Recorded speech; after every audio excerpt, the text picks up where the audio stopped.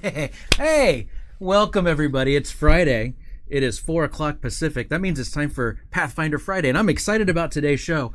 Last week, we started talking about the lore of Pathfinder, specifically Golarion, kind of an overview. And if you missed that and you're watching on YouTube, you can watch that right up over here, right now. But we're going deeper now. We're going into more lore. Because right now the adventure path that's going on right now is Return of the Runelords, and so James and I were talking about this, and it's like we should talk about Runelords and kind of talk about some of the history. So he was kind enough to agree to come back on the show even after last week. James is back. Welcome. Hey. And so what we want to do is we want to kind of keep going with this lore because I think it's a lot of fun. You know all of the lore. Yeah, this is everything about super easy to just go deep dive. And this time, since we got a more focused topic, maybe it won't be so rambly. I don't know. I thought it was rambly can be fun. Perfectly rambly last week. Oh, I good. thought it was good. So what we want to do is we want to kind of do an overview of like history of the Runelords and all of that sort of thing. We've got some fun images to get into and all of that sort of thing. And then we'll do some Q&A afterwards. What do you think about that? Sounds good. All right. Let's get started. Yay, rambling. I know, rambling is pretty fun. All right. So let's start with, what is a Runelord? Oh, right. So Runelord is basically a big, bad, evil wizard. Okay. When we first started Pathfinder, we'd already done a couple of adventure paths. The bad guys in those tended to be like over the top, like evil gods and all sorts of just super crazy, outlandish villains. And people are like, well, whatever, why don't you ever have just like the classic evil wizard be the bad guy? So that's why we decided for the first adventure path we did for Pathfinder, Rise of the Runelords, to go with the evil wizard. And every evil wizard needs a legacy, a history. True. So we came up with this whole thing, this ancient nation called Thassalon, which was around over 10,000 years ago. And it was ruled by these 7 Runelords. And at the time, it was Wes Schneider and I sat down and we started figuring out, like, all right, we've got 7 of these bad guys. That maps pretty good to the 7 deadly sins. There's 8 schools of magic, but if we get rid of divination, which is kind of like a sort of everyman's type magic, we've got 7 schools of magic. So we started just building this, like we drew like this 7-pointed star on the whiteboard and had like a 3-hour crazy man meeting. Jeff Alvarez came in to help out for a while. He's like, what are you doing? Oh, this looks fun. And so we just started building all of this stuff up, like figuring out what sorts of magic map to what sins and what ones they're opposed by and all of that. Okay. And each one of them had a Runelord, basically in charge of that type of magic and that nation in ancient Thassalon. There's 7 nations. And of course, over the course, Thassalon was around for a couple of thousand years, and over that time, a bunch of different Runelords would like off the previous one or replace them. So they could be replaced. Oh yeah. Overall, it wasn't until I started working on the sequel Adventure Path: Return of the Runelords, which is running right now, or releasing right now, that I figured out all of those different characters and who they were in the past. Now there's like I think there's 49, 39, something like that in all. But there were 7. When Earthfall came along and brought it into Thassalon, and all of the Runelords saw this apocalypse coming, and they all had their own secret methods of going into like other realms or in a hibernation or avoiding death. And in all 7 cases, they went into these like hideouts, thinking that all right, once this is all over, we'll get woken up by our minions and all of that, and we'll resume ruling the world. Yeah. And it was a lot. This particular end of the world was a lot more ending than they'd anticipated. Nobody was left around to wake them up. And all 7 of these Runelords basically have been, out. They've been either in crypts or in stasis or waiting for someone to resurrect them or whatever for 10,000 years. And the first one of those to wake up was the main villain of the first adventure path, Rise of the Runelords, and that was Karzug. Okay. And so he was basically the first guy that we brought in to be a bad guy for our adventure paths. The archetypical evil wizard. He's like, doesn't have a mustache, but he would be twirling it if he had one. Right. Like Simon Bar Sinister. Yeah, exactly. He's Runelord of Greed, which maps to transmutation. Transformation, and the idea is that you're so greedy you can like change things that are without value into something that is value. The old story of like lead into gold is like the height of transmutation. So that's basically Karzug's thing. Okay, all right. He'll transform things to make them better, and that applies to like the body and like minions and whatever. Like if you're not good enough, he'll turn you into something even better or whatever. So Karzug was basically the first bad guy that we inflicted on people. Right. Did an entire adventure path with him rising up and having this whole army of giants and all that. He was the titular Runelord that was rising. Yeah. Okay. And at the end of that one was like, well, you defeated him, but we left kind of unsaid the fact that there's 6 other ones out there lurking. Yeah. And so that was basically the thought behind eventually doing Return of the Runelords, which is something I wanted to do all along, and kind of to close out this whole Runelord story. Halfway through the first edition cycle, we did Shattered Star, which was sort of a center story where it's like, this is the nation of Varistia, which is where the Runelords, where Thassalon used to be, is now this nation called Varistia. And they're like, well, we got 6 more of them out there. We need to start preparing for them. So they started tracking down this magic artifact to rebuild and so that they could defend themselves. I gotcha. So here's the thing. So the idea of the Runelords and how many there were and all that stuff, that's well known. It's not like buried secrets that have been lost. It was interesting because at the time when we first did Rise of the Runelords, nobody knew what Golarion was. Nobody knew what a Sandpoint was or Magnamar, all of this stuff. And so we were not only introducing, new players to these concepts of Thassalon and Runelords, we were introducing the characters as well. So we had to go both. And the idea being that for so long, Thassalon had basically, it's been gone for 10,000 years. Their monuments and stuff were still around, like these giant arches and immense bridges and huge statues. Right. But nobody really, thought much of them. Those are just the ancients left behind from the ancients, etc. And it wasn't until that first adventure path that people were like, oh, that was an entire nation of evil, like crazy wizards.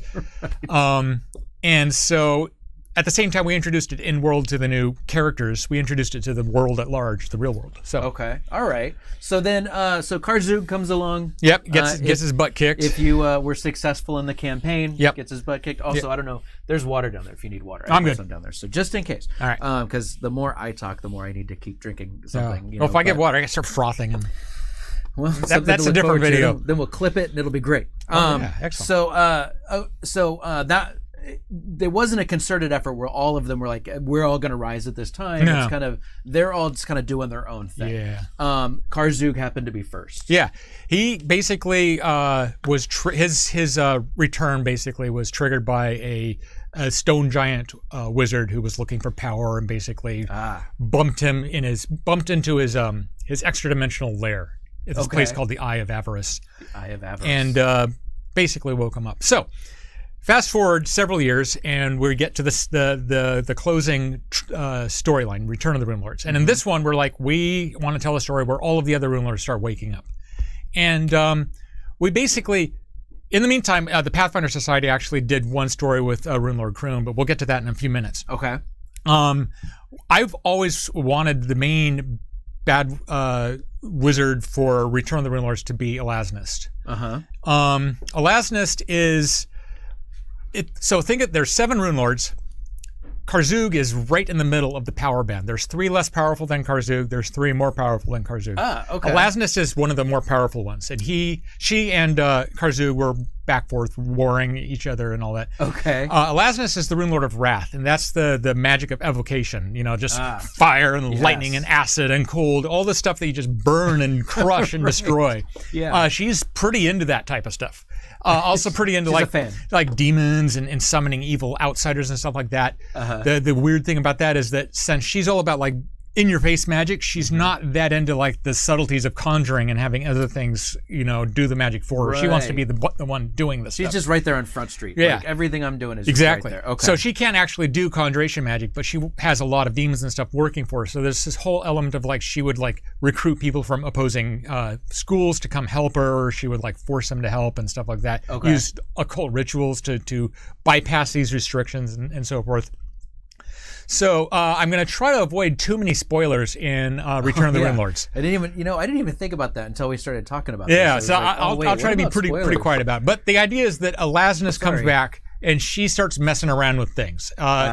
She starts attacking other Runelords because she doesn't want them to be, competition. That starts waking them up, and it causes this arms race of these other Runelords coming up and causing trouble.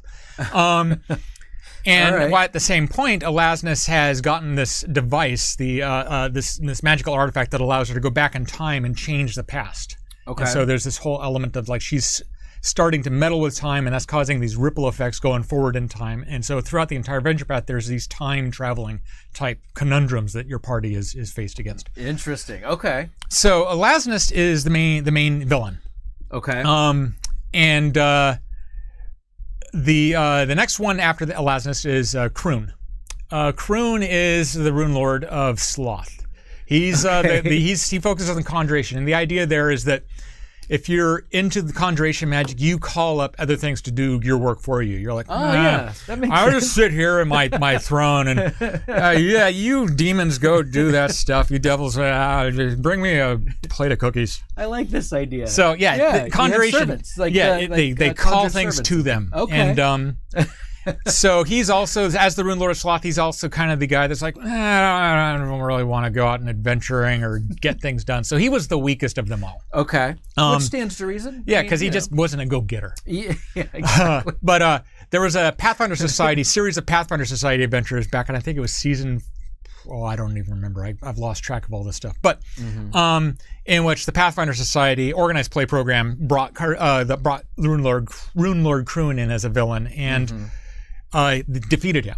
So right. In Return of the Runelords, Kroon is assumed to be dead, but there's agents of him who are trying to bring him back to life, and you got to basically stop them from getting into shenanigans and all that. So Kroon. So even though he's presumed to be dead, there are people that are like, but we're gonna see if we can fix that. I like this idea. Yeah, okay, all right. So then after Kroon, we've got Uther.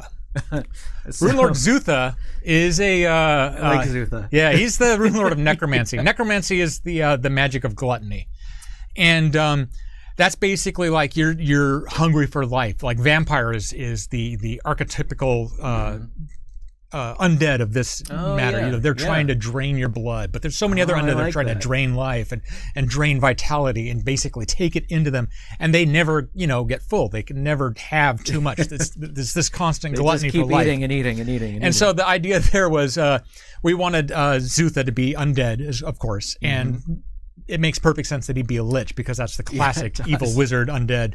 But he's also a glutton, so he's this huge, corpulent, evil lich guy.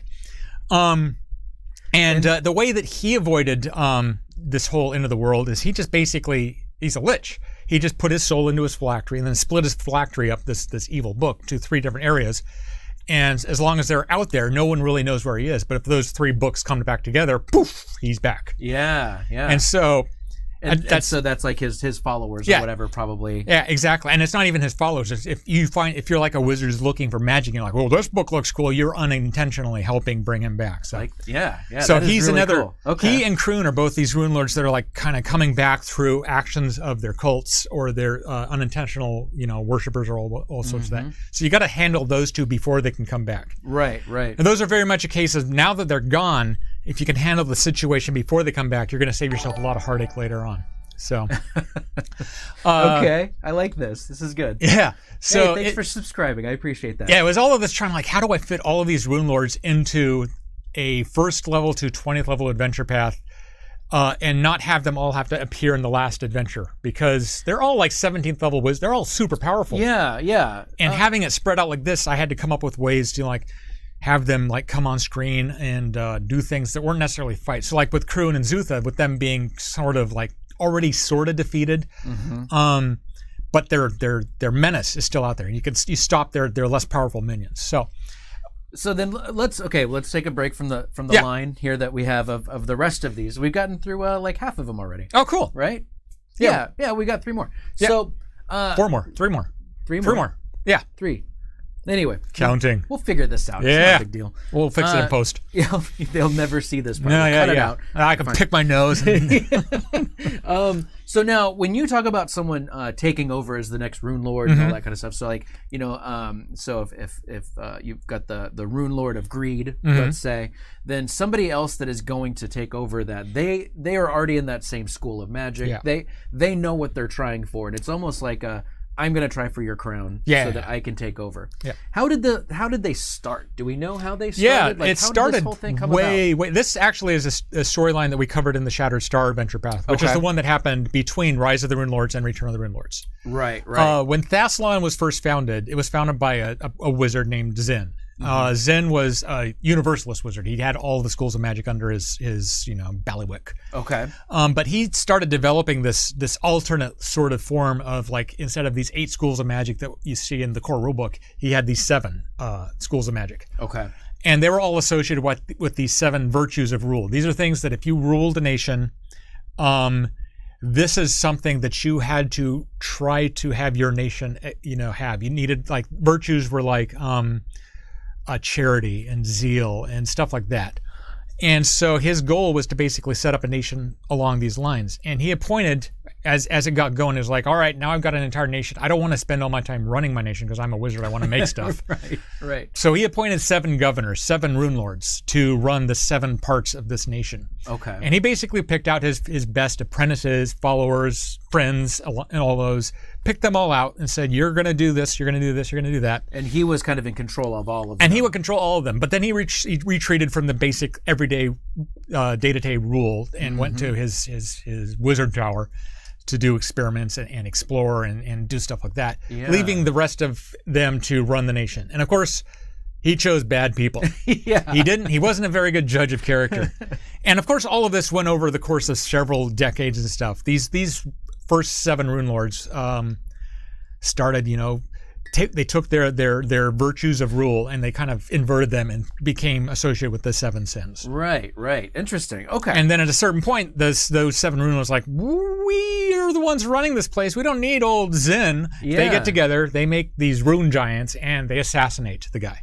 Or they try to, and it sort of backfires, but enough that the guy ends up dead anyway. Killed by his own creation, as it were. Okay. Yeah. So, wow, that's a really interesting story. And so as a segue to that, basically the most powerful of all the Runelords was the Runelord of Pride, Xanderghoul. And Xanderghoul was one of the Runelords that King Xen basically originally picked to run this nation. So he was the same guy all the way through. He was never, supplanted or removed from power or anything like that. Interesting. He's the Runelord of Pride, and that's illusion magic. Yeah. And the idea there is that with illusion, it doesn't matter who you are or what you look like or what you are or where you live or anything like that. You've got magic to make it appear however you want. We can magic that for you. Yeah. Totally. And so it's like basically, if you got like a scar or something here, you just illusion it away and all of that. Done.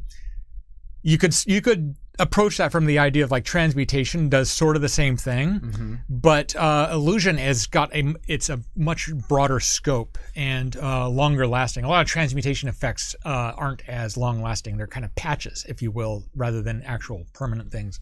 At least that's how the pride element looks at. But also there's this element of if pride's a sin, it's got to be flawed. You know what I mean? Yeah, absolutely. And so the idea that pride uses illusion to cover up the truth, but the truth is still underneath, hidden away. So yeah, and this guy looks pretty cocky. He does. He looks like Yeah, he's pretty pleased with this. Who knows what he really looks like? But that's how he's like. Yeah, I got my. He's got peacock plumage. Yeah, the peacock plumage and all of that stuff. He's pretty on top of it. He knows I'm jealous of. Yeah. So, whatever. So he's definitely the most powerful. Oh, is he? Really? Yeah. Okay. Traditionally the most powerful. He's not the most powerful in Return of the Runelords. I'm not going to say too much more, but his story is pretty complicated, and I'm trying not to get into too big details. We might go into a little bit more spoilers in the question and answer. Yeah. After we'll do like a warning at the top. Yeah. All that kind of stuff. So yes, that's Xanderghoul. He's one of the long-term players. After that is Runelord Marius.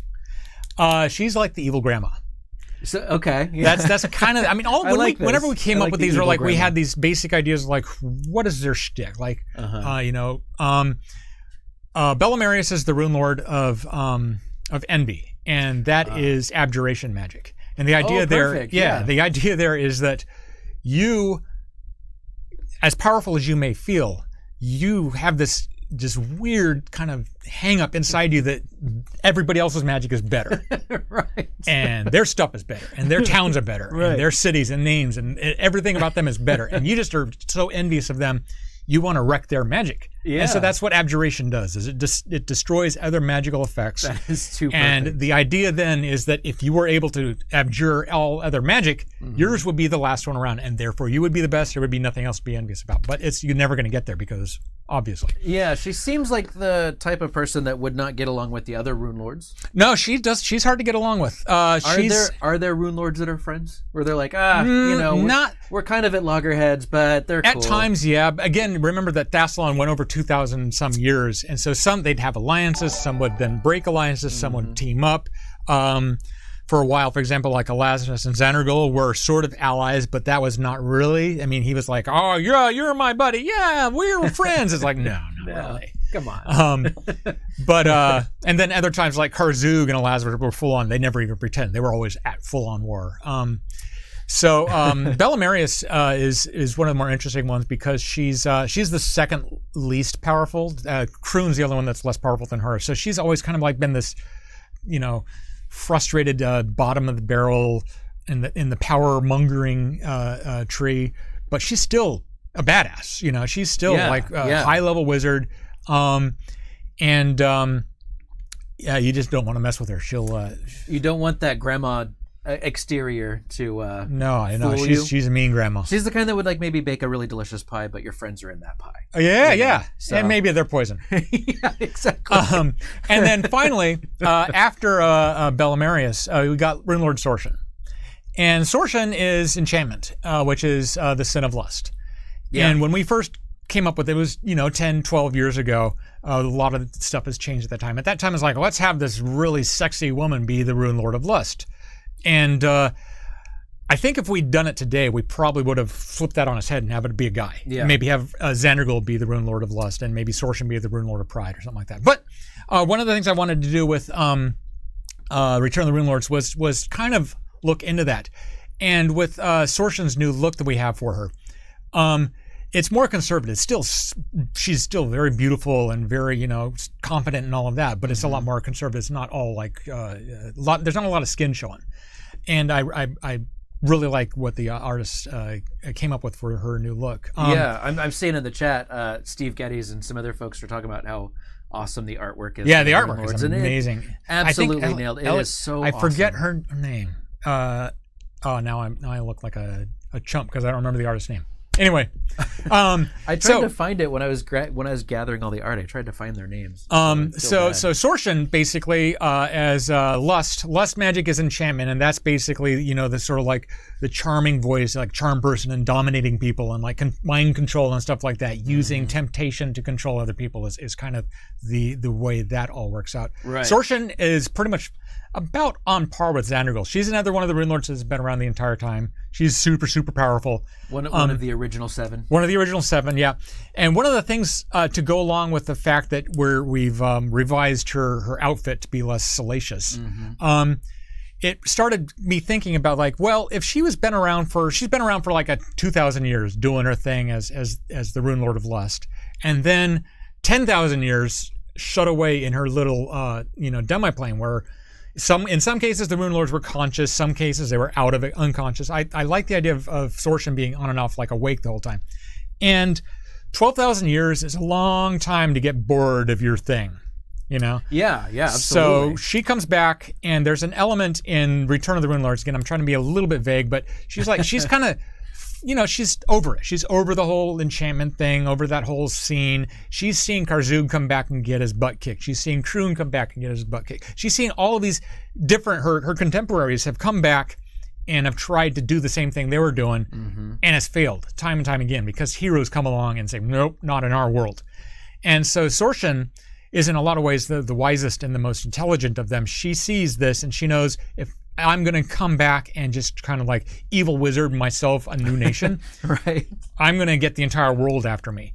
And so her plot on all of this is a lot more subtle and a lot more manipulative.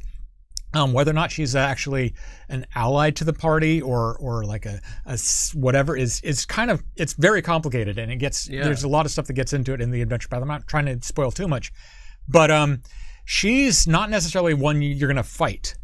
At least not with like swords and spells and stuff like that. So she's, I think, probably my favorite Runelord because she's so complex and unusual in that all of the other ones are basically like evil wizards, right. and she's got a lot more. I'm evil. I do evil things. Yeah. She's got some more, maybe some different. She's not avenues of interest. She's not necessarily as evil, but she's not a nice person. She's not nice. No. We got that. Nope. But maybe not one-dimensional evil that you would expect. Yeah. And again, I'm trying to avoid too many spoilers. Okay.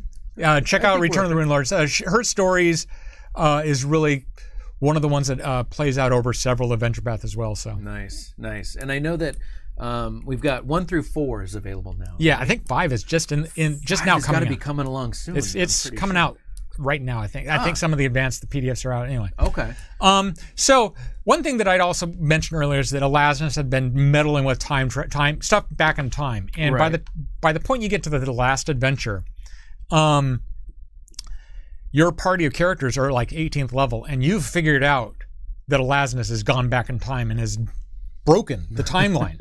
And your world is now falling apart at the seams, and stuff is happening that is just not right.